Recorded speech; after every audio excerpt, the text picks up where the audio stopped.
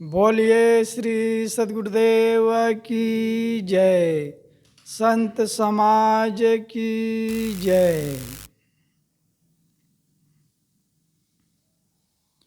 ध्यान मूलम गुरुर्मूर्ते पूजा मूलम गुरुपदम मंत्र मूलम गुरुर्वाक्यम मोक्ष मूलम गुरु कृपा। बुद्ध मंगल में संत समाज, धर्म प्रेमी सज्जनों, माता बहन,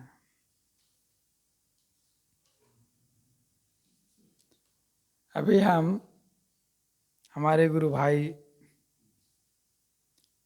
श्री कमलेश साहब जी से बहुत ही सुंदर विचार श्रवण कर रहे थे।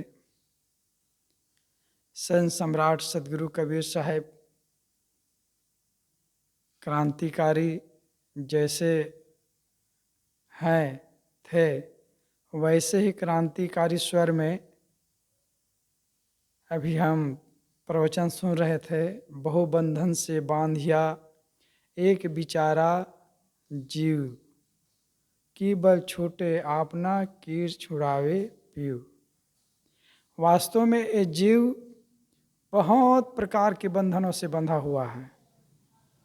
एक ही बंधन नहीं है, ये खानी और बानी दोनों जाल में फंसा हुआ है। दोनों के बंधन में यह जीव बंधा हुआ है। खानी ही जाल इतना विस्तार है, बेटा बेटी, काका काकी, मामा मामी, भांचा भांची, चाचा चाची, नाना नानी, दादा दादी, पति पत्नी, नाती पोते, पता नहीं कितने इसके जाल, बहुत लंबा है। और ये सब के मोह में, प्रेम में यह जीव बंधा हुआ है। एकाएक छूटता नहीं है ये बंधन। मैं ऐसे बहुत से वृद्ध सज्जनों को, माता और पिताओं को जानता हूँ, अपने नाती पोते को याद करके बड़ा ही रोते थे, रोते हैं। और जब उसके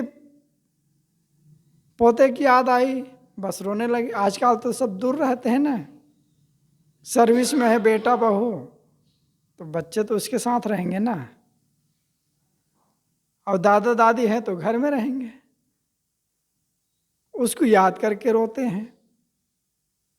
तो ये क्या है? बंधन है दूर में, लेकिन वहां से ऐसे नाता जोड़ा हुआ है, ऐसी रस्सी बंधी हुई है कि वो मोह खींचता है, वो प्रेम खींचता है, और इससे वह बंधा हुआ है। कहानी कहा करते हैं संत लोग, भगवान बुद्ध अपने शिष्यों के साथ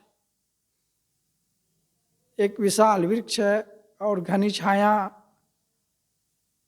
में बैठे हुए थे, वहाँ उपदेश कर रहे थे।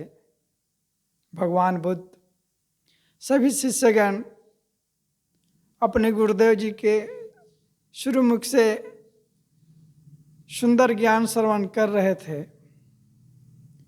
इतने में पास में रास्ता था, और उस रास्ते से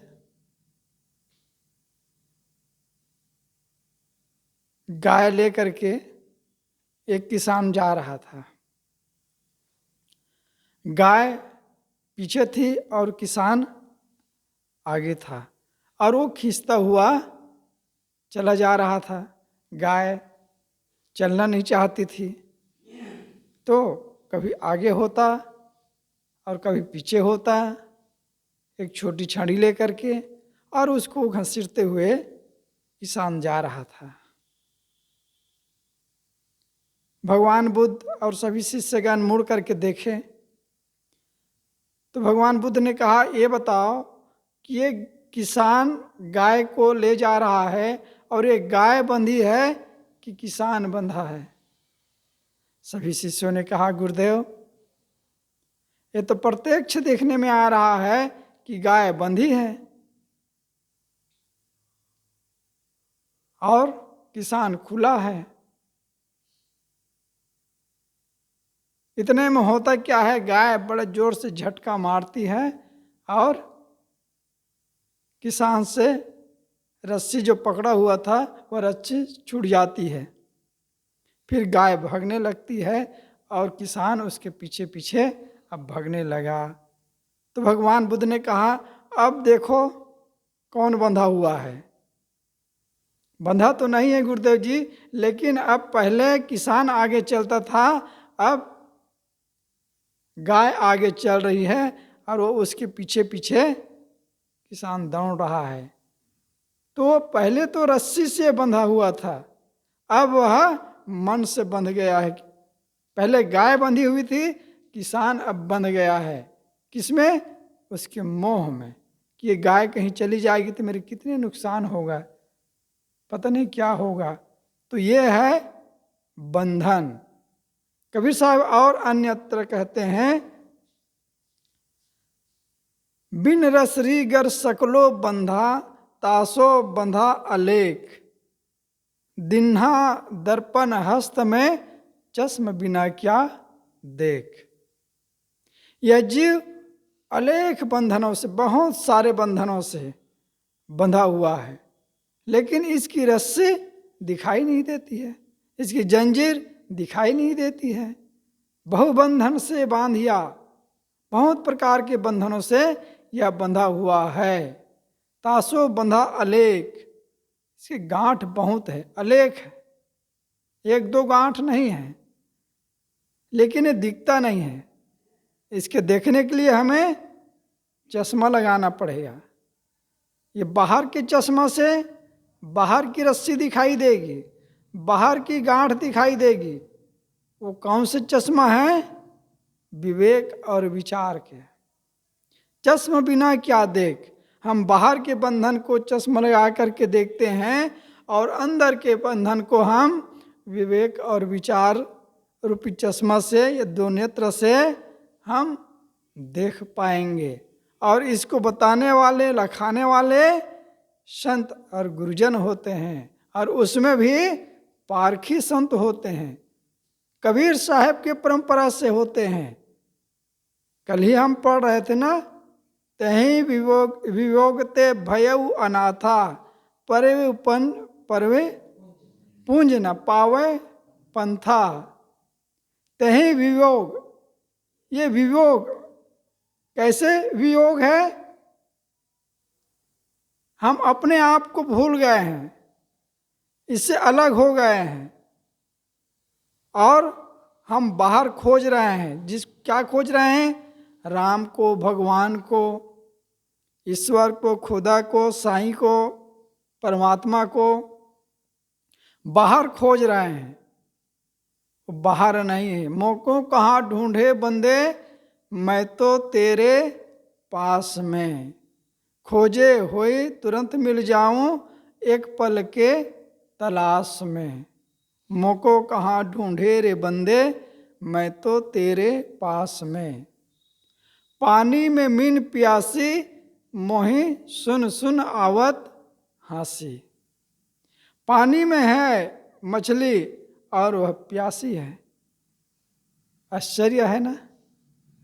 ऐसे ही हम खुद परमात्मा हैं, ये आत्मा ही परमात्मा है, लेकिन इसको हम नहीं पहचानते हैं, नहीं जानते हैं, नहीं देखते हैं, और हम प्यासे उस परमात्मा को प्राप्त करने के लिए हरिद्वार जा रहे हैं, ऋषिकेश जा रहे हैं, बद्रीनाथ जा रहे हैं, केदारनाथ जा रहे हैं, पता नहीं कहाँ कहाँ, ठंडी में, गर्मी में, पहाड़ में, पर्वत में कितने कष्ट उठाते हैं उस परमात्मा को पाने के लिए। कोई 12-12 महीना, साल तक खड़े हुए हैं, कोई 12-12 साल तक हाथ उठाए हुए हैं जिससे ऊर्ध्व बाहो, कोई 12-12 साल तक, 14-14 साल तक मौन है।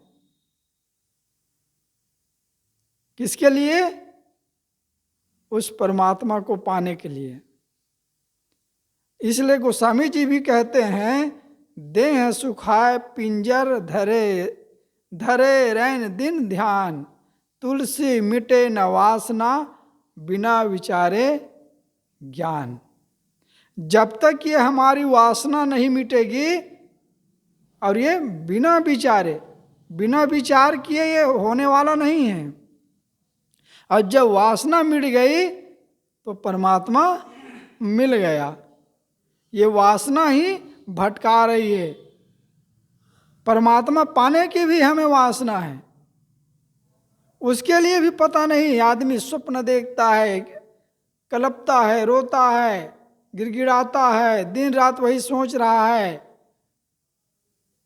लेकिन ये बाहर चाहे लाख उपाय कर लें, चाहे पंच अग्नि तापें, चाहे समाधि लें, चाहे जल में अघन पूस के महीना में खड़े रहें, वो परमात्मा मिलने वाला नहीं है।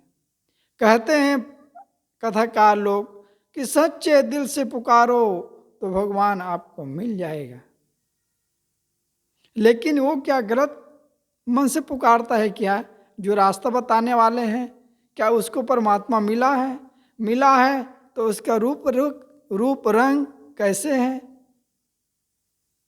और उसकी मनोकामना पूरी हो गई। कहते हैं भगवान मिल जाए तो सारी मनोकामना पूरी हो जाती है, सब इच्छाएं पूरी हो जाती हैं। लेकिन उसकी इच्छाएं पूरी नहीं होती है। यहाँ कथक लिए, वहाँ कथक लिए, कितने कितने प्रोग्राम बनाते रहते हैं, और उसकी वासना बढ़ती जाती है कि एक कार है तो 2 कार होना चाहिए, एक जगह एक महल है तो 2 महल होना चाहिए, और इतने नौकर चाकर होना चाहिए, और मेरे प्रसिद्धि होनी चाहिए। अभी एक ही राज्य में मेरे प्रोग्राम चलता है और पूरे राज्य में होना चाहिए। जब पूरे राज्य में हो गया तो सोचता है कि विदेश में होना चाहिए। एक देश में हो गया तो सोचता है कि और दूसरे देश में मैं चला जाऊं। कहाँ उसकी आशाएं पूरी हुई है? तो भगवान कहीं नहीं है वह आत्मा ही परमात्मा है, और जीव ही शिव है। इसको जो समझ लेता है और सारी वासनाओं को काट देता है, वह पूर्ण हो जाता है और उसी को मोक्ष मिलता है। तो हमारे साहब अभी कह रहे थे, कौन सी साखी? बहुबंधन से बांधिया। ये जीव बहुत बंधनों से बंधा हुआ है। ये तुम्हें बता रहा था खानी जाल की बातें, वाणी जाल की। ऐसे ही वाणी जाल है, बहुत सारे वाणी जाल है। ये शास्त्र, वो शास्त्र, कितने शास्त्र हैं। 14 विद्य 6 शास्त्र पढ़े, रण में जीते बहु लड़े भिड़े, पर जानी न निज को पाया। वो अपने आप को नहीं पाया। यही बात नारद जी को सनत कुमार समझाते हैं कि वो शोक करते हैं। कहते हैं कि मेरे शोक है, मेरे को आत्मज्ञान नहीं हुआ है। तो कहते हैं कि आप कितने विद्या पढ़े हैं? तो कहें सब विद्या पढ़ लिया हूं, मेरे पढ़ने में कोई कमी नहीं है, पूरा कंठ है। तो कबीर साहब कहते हैं पढ़े लिखे क्या कीजिए मन बौरा हो, अंत बिलैया खाए समुझ मन बौरा हो। पढ़ तो लिख लिए, सब कुछ ज्ञानी महाज्ञानी बन गए, लेकिन वासना को तो नहीं छोड़ पाए। वो वासना ही बिलाई है और वही दबोच रही है। ये वासना को काटना ही मोक्ष है, और इसके लिए साधना करना पड़ता है, सत्संग करना पड़ता है, मन को रोकना पड़ता है, मारना पड़ता है। इच्छाएं कभी पूरी नहीं होती है। इसके लिए जब आप संतोष धन प्राप्त करेंगे, कबीर साहब कहते हैं गोधन, गज धन, बास धन और रतन धन खान, और जब आवे संतोष धन, सब धन धूल समान। सब धन ये धूल के समान हो जाएगा जब संतोष आ जाएगा। संतोष के मतलब यह नहीं है कि आप हाथ पर हाथ धरे बैठ जाइए। संतोष के मतलब है कि आप ईमानदारी से काम करें और उसमें जितना आपको मिलता है उसमें आप संतुष्ट रहें और आपका काम चलता रहेगा, चलेगा। साईं इतना दीजिए जामे कुटुंब समाए, और मैं भी भूखा न रहूं साधु न भूखा जाए। इतनी संपत्ति, इतना धन होना ही चाहिए, और इसके लिए मेहनत करेंगे तो अवश्य ही हम भूखे नहीं मरेंगे, और जो अभी आएगा हमारे द्वार पर वह भी कभी भूखा नहीं जाएगा। फिर और क्या चाहिए? फिर हमें भजन करना चाहिए। ये शरीर के लिए धन की जरूरत है और आत्मा के लिए भजन जरूरत है। भजन करना चाहिए। भजन है मन की तरंग मार लो बस हो गया भजन, आदत बुरी सुधार लो बस हो गया भजन। आए हो तुम कहाँ से अब जा रहे कहाँ, इतना तो दिल विचार लो बस हो गया भजन। कहाँ से आए हैं? 84 लाख योनियों से भटकते भटकते आज ये मानव के जीवन में आए हुए हैं। बड़े भाग्य मानुष तन पावा। कबीर साहब कहते हैं कि ये मानव का शरीर बहुत ही महत्वपूर्ण है। मानुष तेरा गुण बड़ा, हे मानव तुम्हारा गुण बड़ा है। किस लिए बड़ा है? क्या भोग भोगने के लिए, चोरी करने के लिए, मिलावटी करने के लिए, चतुर चालाकी करने के लिए, धोखा देने के लिए? ये गुण नहीं है, ये अवगुण है, और ये अवगुण हमें डुबाता है। अभी हम सुन रहे थे हमारे गुरु भाई से, बहुत ही सुंदर स्त्री थी, बहुत ही हंसमुख, चट चेहरा, जवान, सारी पर्सनालिटी उसकी आकर्षित करने वाले, लेकिन वो किस काम के? जब उसके अंदर बुराई आ गई तो सब गया। कहते हैं लाखों फूल कम है गला को सजाने में, लाखों फूल कम है गला को सजाने में, और एक भूल काफी है जिंदगी भर रुलाने में। और जिंदगी भर ही नहीं रुलाती है, और अगले जन्म में भी रुलाती है। हम आज अच्छा कर्म करेंगे तो अगला जन्म भी अच्छा होगा। आज हम सदाचारी से हैं, संतोष से हैं, आज हम ईमानदारी से हैं, आज हम और बहुत सारे गुणों से हैं, तो हम सो के उठेंगे तो क्या वो गुण चला जाएगा? ऐसे ही आज हम मर जाएंगे तो क्या अगले जन्म में वो गुण चला जाएगा? नहीं जाएगा। वो संस्कार हमारे साथ जाते हैं और कुछ नहीं जाता है। ये संसार में चाहे हम जितना धन दौलत कमा ले, चेला चांटी हंती महंती जो कुछ कर लें, जितना बड़ा पद हम संभाल लें, वो सब यहीं की यहीं रह जाता है। जाता है तो सिर्फ अपने साथ में संस्कार जाते हैं। औरंगजेब के लिए कहा जाता है वह अपने जीवन में गायों को मरवाया, मारा, हिंदुओं को मरवाया, मारा, और जब अंतिम समय आया तो पछताया। जहां वो रहते थे राजमहल में, ऐसी व्यवस्था की वहां एक मक्खी भी नहीं जा सकती। और अंत समय में वो चिल्लाने लगा, गाय मारने आ रही है, बचाओ बचाओ, हिंदू मारने आ रहे हैं, बचाओ बचाओ। सिपाहियों ने, मंत्रियों ने कहा हुजूर, यहाँ तो कोई गाय नहीं है, यहाँ तो कोई हिंदू नहीं है, यहाँ तो हम सब जितने मंत्री हैं सब मुसलमान हैं और आपके साथ में हैं, इतने हथियार लिए सब खड़े हुए हैं।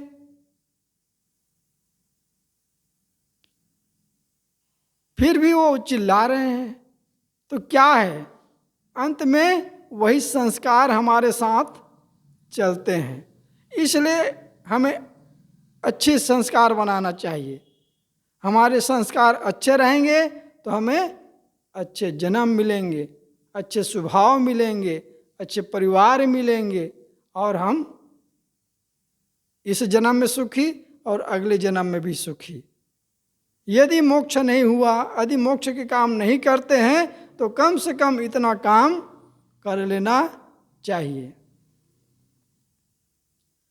तो सदगुरु कबीर साहब कहते हैं, बहुबंधन से बांधिया एक बिचारा जीव।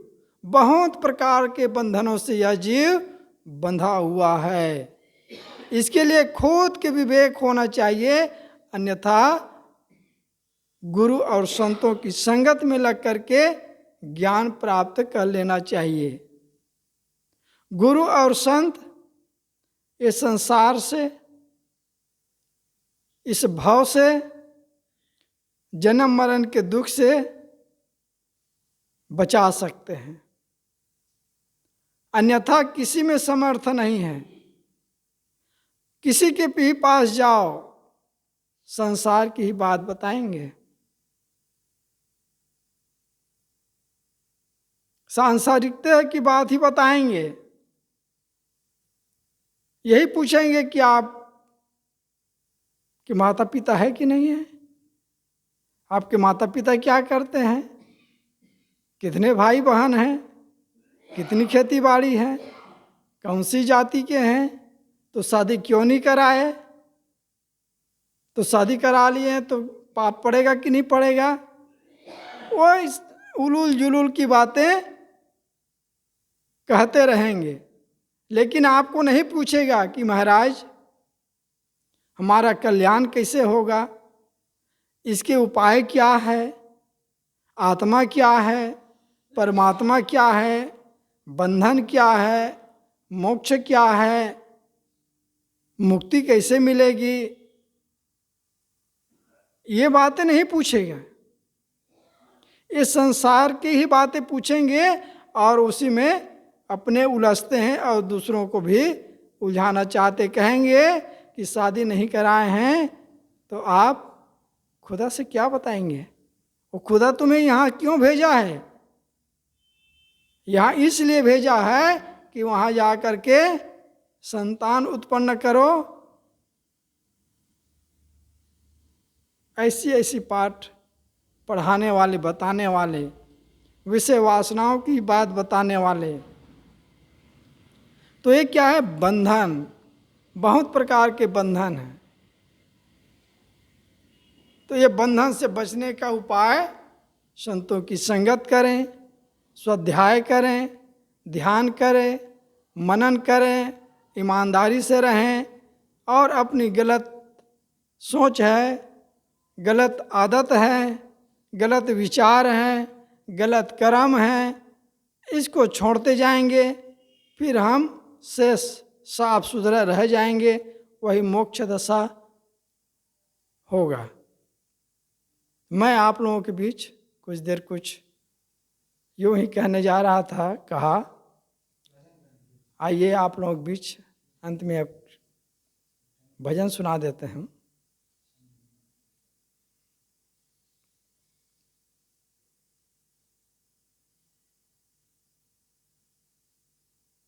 हम तुम क्या कितने महारथे, इस जग में आकर चले गए, निज कर्मों से ही स्वर्ग नरक की राह बता कर चले गए।